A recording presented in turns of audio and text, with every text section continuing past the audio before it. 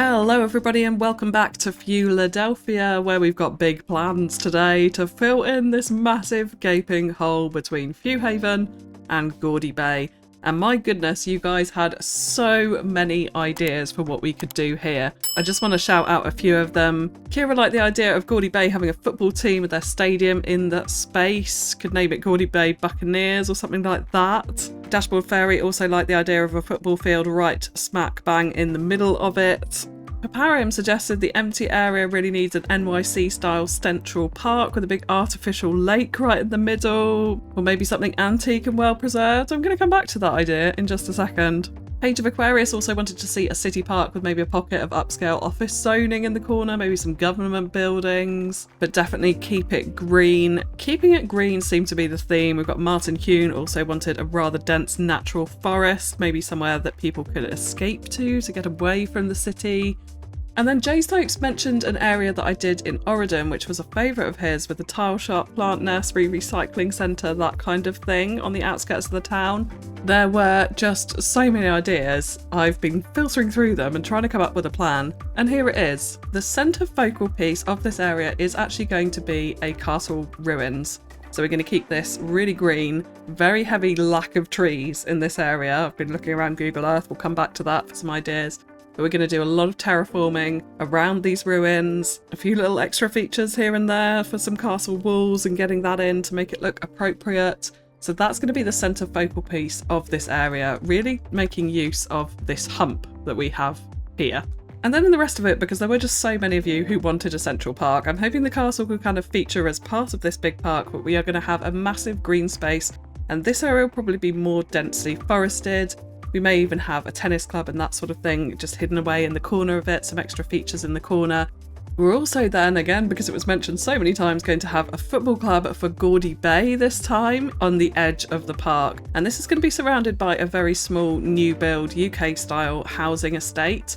Just where maybe the local mayor kind of got his way and ate into a bit of the park to provide some development for the football club in that area. And then down by the waterfront, we are going to add in the welfare office as mentioned, a few more low rent housing, but also offices. So some small pockets of offices going down by the waterfront and keeping it green right down to the main road. So there's a lot to do. And this will be a two-part build to get this all done. But here we go. Let's start off with the castle.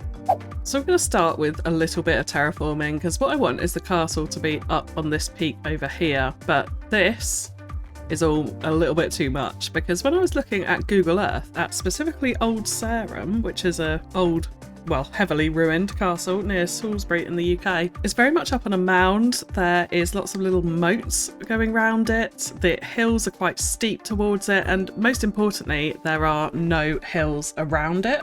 So it stands there kind of solitary on its own little peak. So that's what I want to achieve here. What I am going to do is run a road from here up to this junction, which is going to cut through the ginormous park and separate the castle area, which will be here, from the main parkland over this side. So I did originally want to respect the terrain here, but it hasn't really worked out that way in the end, just because it is just a little bit too much, I think, really, to cope with, to get in the build that I want, at least in this area. So we're going to go ahead and do that, and then we are going to flatten out most of this. We want to keep a bit of a slope, and I'll probably add in some more humps and extra landscaping features within the park when we come to do that as well, but for the moment that will do. We'll worry about this cliff in just a second. So I want to grab a road, and what I would like is one with some parking on it, because I think this is going to be a key road that's going to run through the park, so I think a lot of people could park roadside potentially here. It's probably be the most desirable parking spots in the actual park. And then they'll be easily able to hop off their cars and run into the park as they see fit. So I'm thinking something along those lines there, with the parking actually on the actual park side rather than the castle side. And then we'll just grab a regular road to connect this up.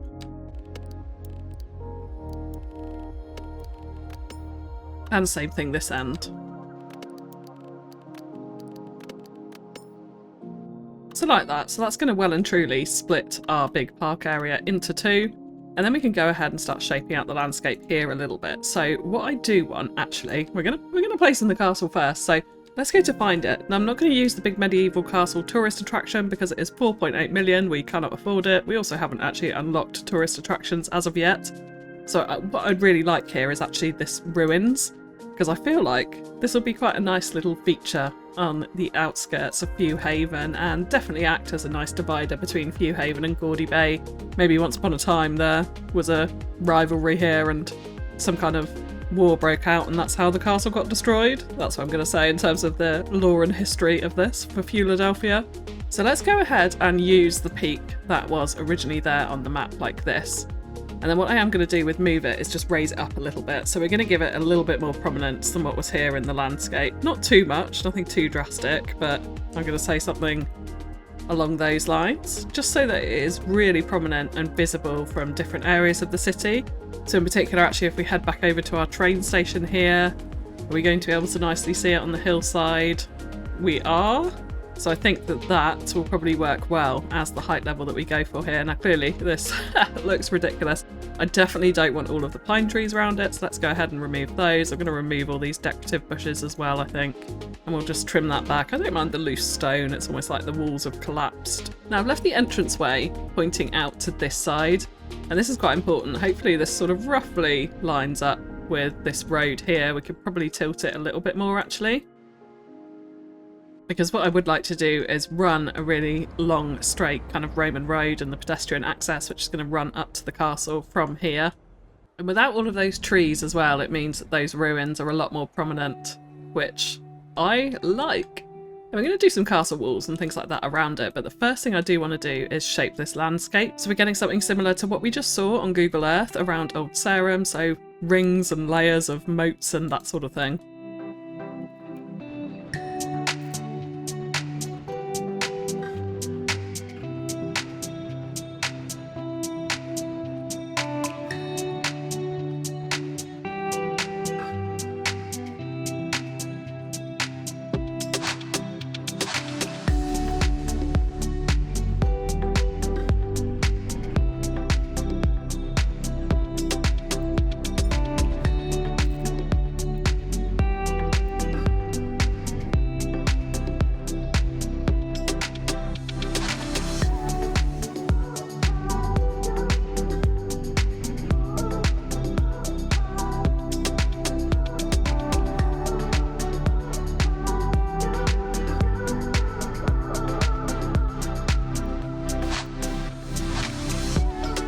Now with these moats, I do want to kind of soften them just a little bit so they're slightly less harsh and a little bit more natural looking than what we've got here. And these are all going to be pretty heavily detailed up because when we look at Google Earth as well, I'll just flash back to it quickly, you can see they're all really kind of overgrown in these. Obviously they're ancient and over time they've just kind of all grown out, so we don't want to see all of this cliff texture all the way around. We're going to put some surfaces on, we're going to put some bushes in, and we're going to help it blend into the green of the hillside around it, is what I'm hoping at least. Okay, so we'll come back to those in just a second. I know it looks silly right now, but bear with me, bear with me.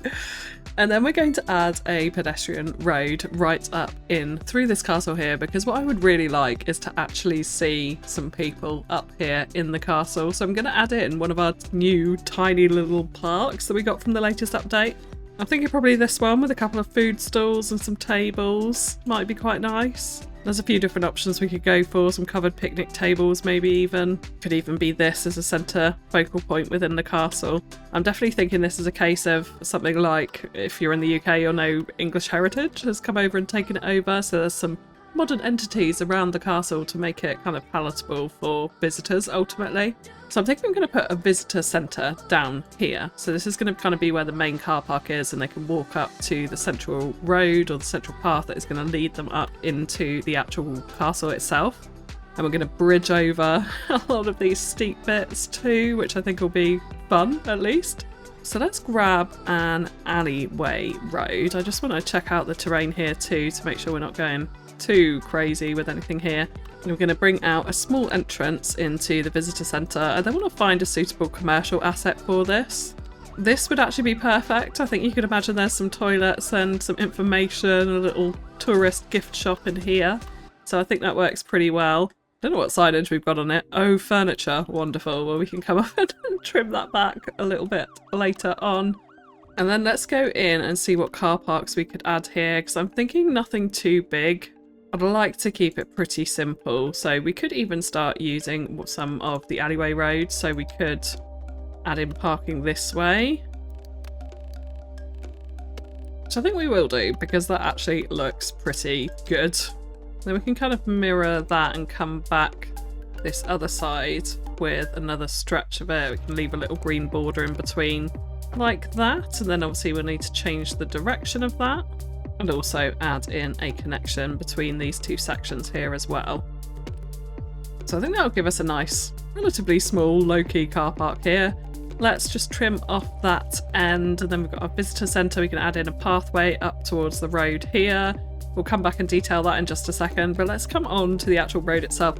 I'm thinking I might actually use a gravel road rather than a pedestrian road for this, because I think it will look a little bit nicer and help to be more natural in and amongst all of the greenery. Now obviously people or cars are going to be driving through our walls here, but that is what it is, so we won't worry about that for a second. But I do need this to be a road rather than a footpath if we're going to be putting parks up here at the top.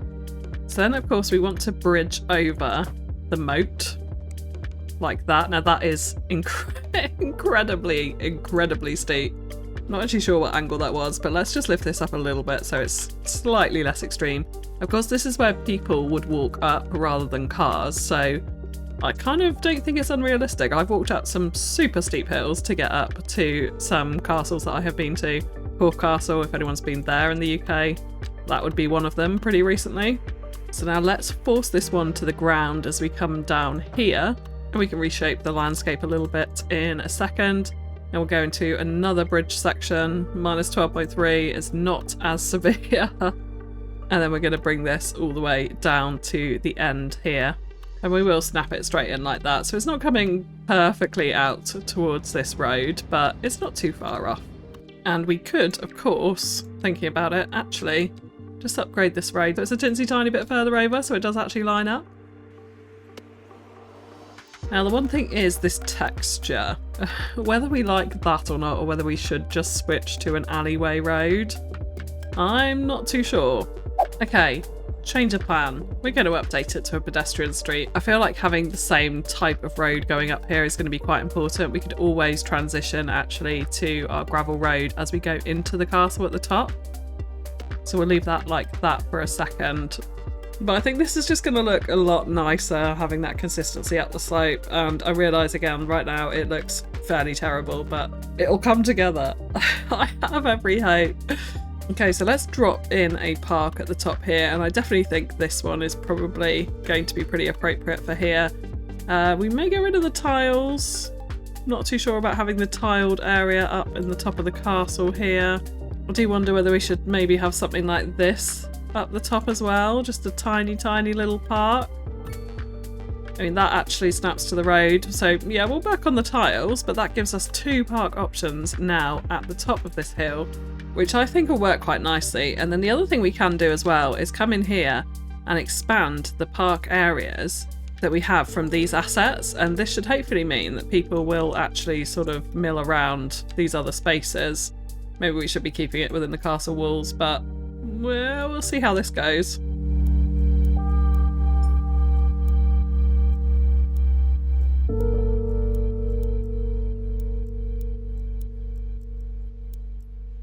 So yeah, now we have a much larger park area all the way up over the top. Again, we'll come back and detail more of this as we go on.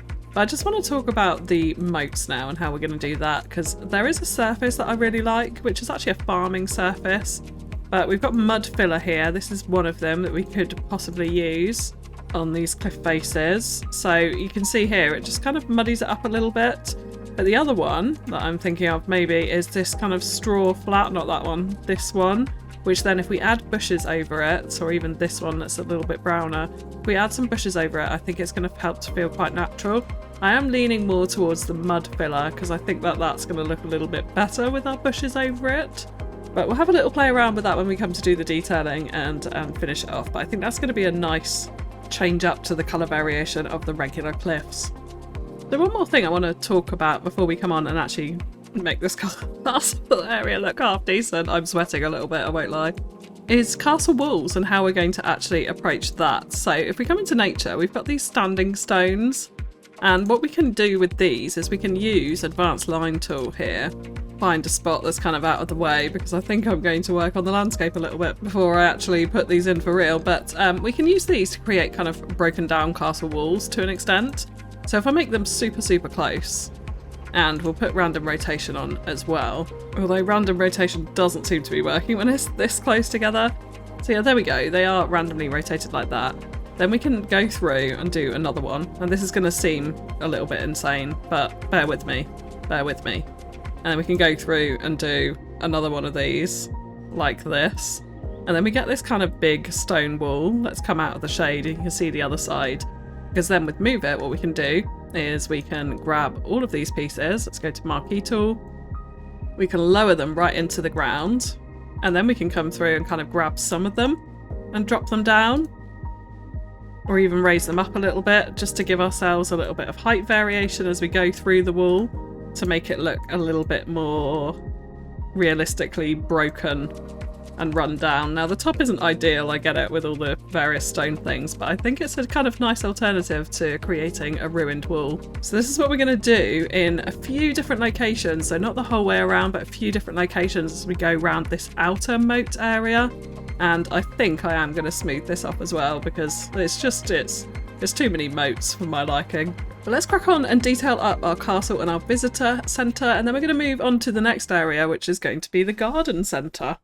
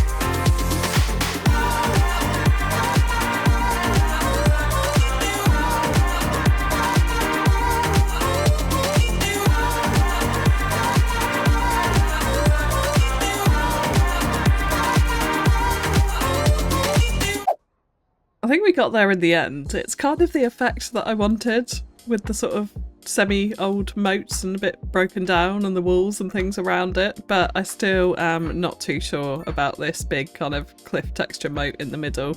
I really desperately want some undergrowth or something like that, like we had in Cities 1. I think would be perfect for around here, but it's okay. It's okay as long as we don't look too closely. I think the overall effect that I wanted is there, and I definitely kind of might experiment with changing this up to some kind of cobbled street or something like that in future, so it looks slightly less modern and a little bit more in keeping with the historic nature of the castle, but we'll see.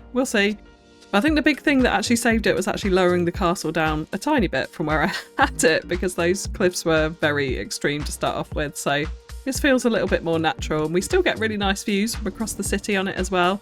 Like you can see down here from around the station, it will just peek out up over the top, which I really quite like. But also then from up in the castle as well, you kind of get pretty good views all around. You can see the Paul Raymond High School over there. You can see up into the Gordie Bay Hills, up to the big water tower, which I think we're going to call Oregon Point, thanks to a suggestion from David Schott. I love that idea. It's very similar to the kind of big archway showcase piece that I did in Oregon, so we'll go for that. But here we go. Yeah, here's inside the castle. We just did little kind of desire lines using the gravel road trim actually to create those, with a few kind of dirty decals around them where the grass has been a little bit worn from people walking around. Of course, we've got information boards all around as well. For each area of the castle that you go to, you can check the information on what the actual building once was, or the room once was. And yeah, that's pretty much it. Really liking this kind of cobblestone texture in here as well. It feels a little bit more in keeping with the castle. Okay, so let's move on to the second build for today's episode, which is going to be the garden centre, which I failed to mention at the start of the episode, which is going to go nicely in this corner. Thank you so much to Jay Stokes for the suggestion on that. I think it's going to fit perfectly here. Appropriate location between the two towns too. So let's crack on.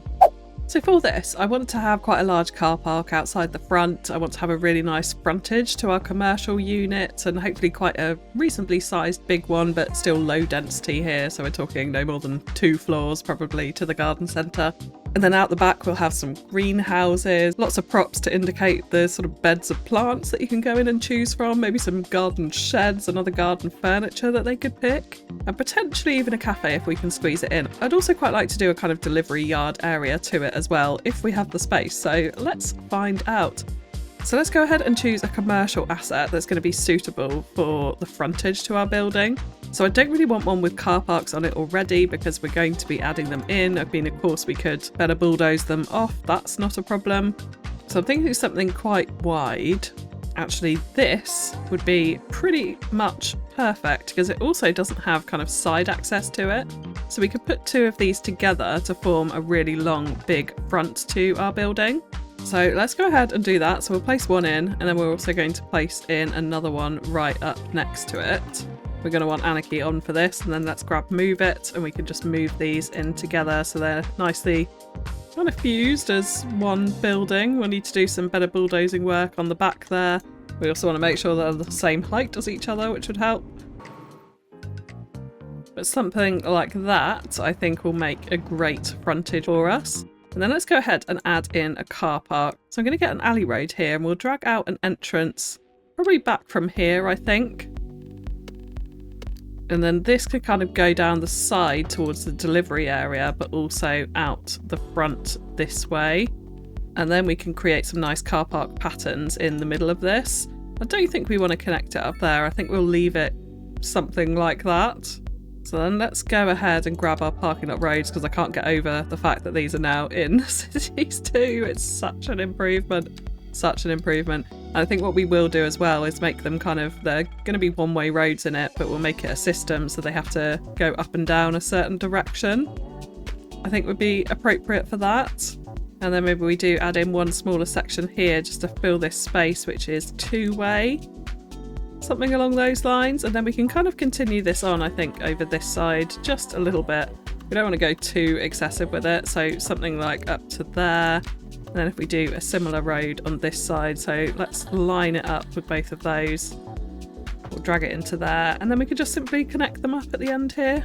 Because then again, like our visitor centre, we've got some nice green space that we can work with to do a nice bit of detailing out the front, but it's a huge car park, which is kind of similar to the garden centre near me. It seems to be an incredibly popular location for what it actually is, but there we go. So I think here we'll make this the delivery area from it. So we want to do a bit of better bulldozing here to remove some of these fences. I have got absolutely no idea why we've got those Japanese fences spawned in here. Seems a little bit inappropriate, but yeah, let's get rid of all of these. We can leave the boxes in here. I don't mind that bit of storage. Again, up here, that's okay. We can work with these surfaces to tidy that up. And then let's get ourselves a nice industrial fence, something like this. I think would be good here. We'll turn off snapping. We've got Anarchy on.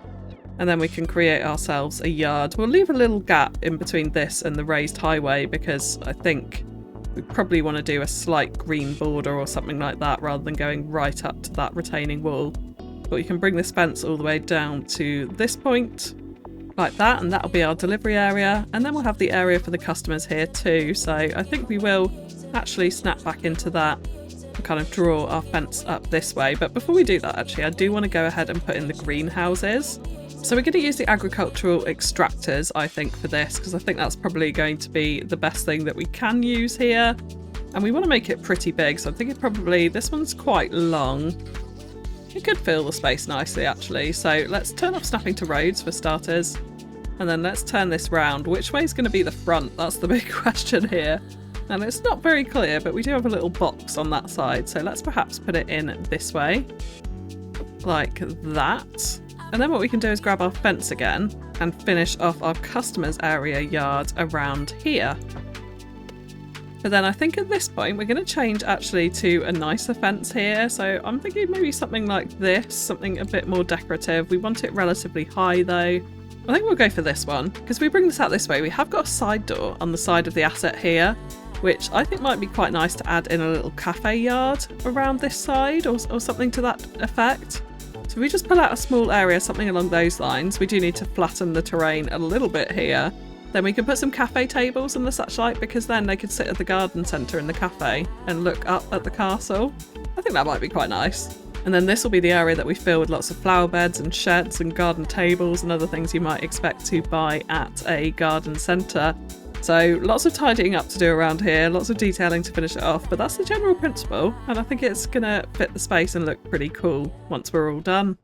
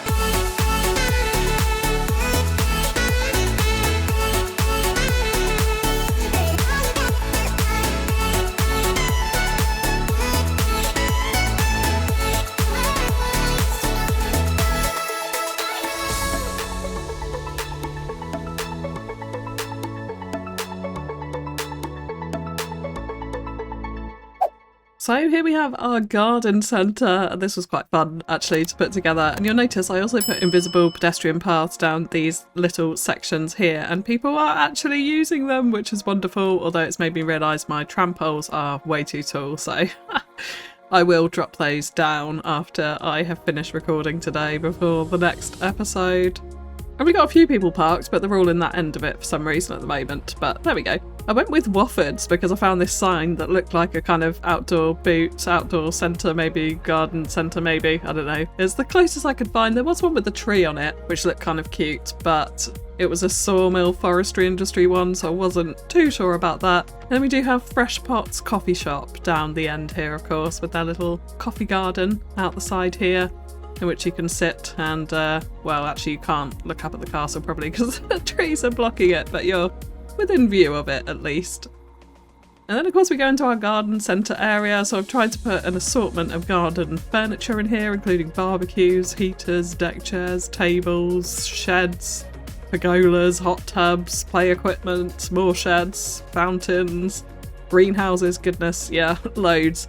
And then we've got obviously the flower beds and the plant beds around it with lots of green barrels, maybe where the water's stored, keeping the plants all nicely and watered.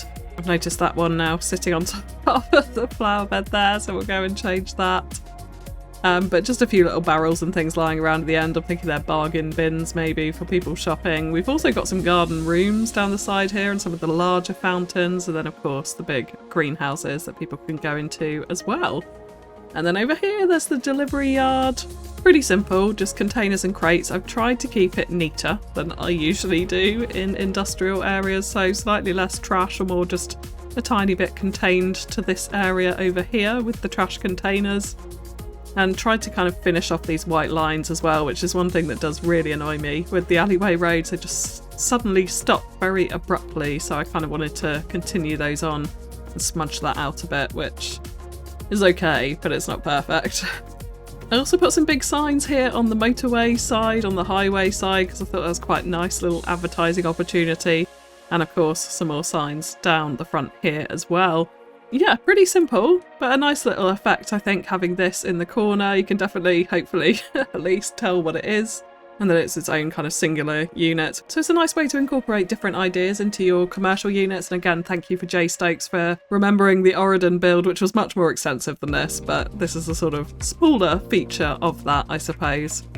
And it sits pretty nicely in with the castle. I have just decided actually to fence off this area, put a little bit of Sully's riverbed surfaces underneath the trees here just to give it a little bit more texture as a barrier against the highway road there, but I think it works pretty nicely. I'm yet to see anyone going into our castle, so maybe we do actually put a commercial unit up here of some description. I'd have to find the right type of building, I think, to do it. But I would love it if we got some boom crowd markers like we had in CS1 so that we could get people actually up here, or attract people at least to the area, because these parks don't seem to be doing it right now. But there we go, that's part one of our rather large build. We've got a lot more to come, but a lot of this is going to be filled with park greenery space, and then we'll get onto some more intricate details around our football stadium, the new housing development, the office park and the welfare office that's also coming in the next episode. And then that will be a nice join between Fewhaven and Gordie Bay, so we've really only got a little bit of expansion out this way, maybe something in the hills, before we start to move on to areas closer to the eventual downtown, which is pretty exciting indeed.